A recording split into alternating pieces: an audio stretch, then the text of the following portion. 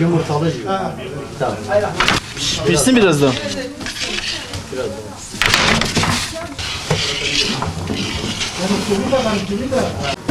Oradan 3 tane alsana.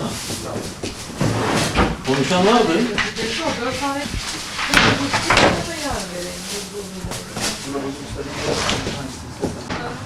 Bunu nereye yaptın bu? He. Onlar benim gibi. Evet, bunlar Efendim? bunlar buğday ekmeği.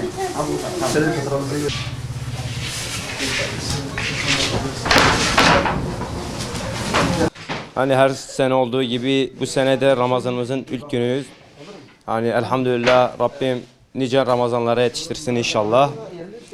Hani Ramazan yoğunluğu başladı çok şükür. Yavaş yavaş tepsiler, güveçler, lahmacunlar falan gelmeye başladı.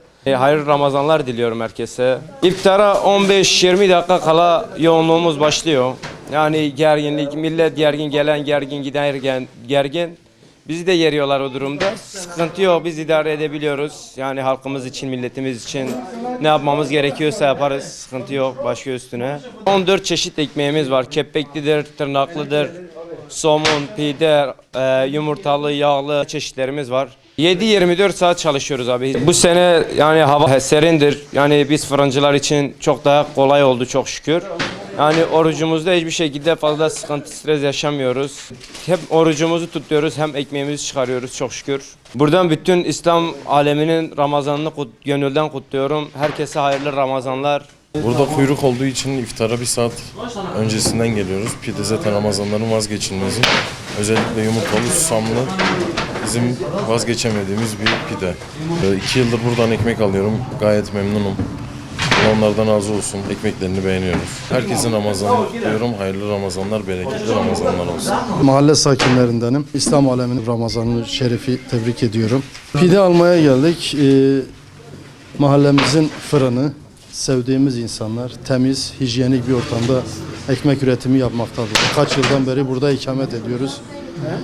Her türlü hizmetimizi görüyorlar sağ olsunlar. Yoğunluğu başladı. Fırın işi biraz zordur, meşakkatlidir. Bu anlamda sevgili vatandaşlarımızdan da sağduyu bekliyoruz.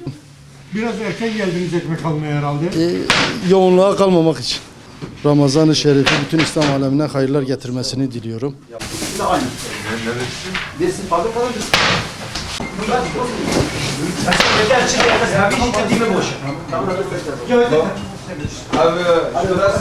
Tamam. Şunu pırdı böyle. Mehmet yapsana.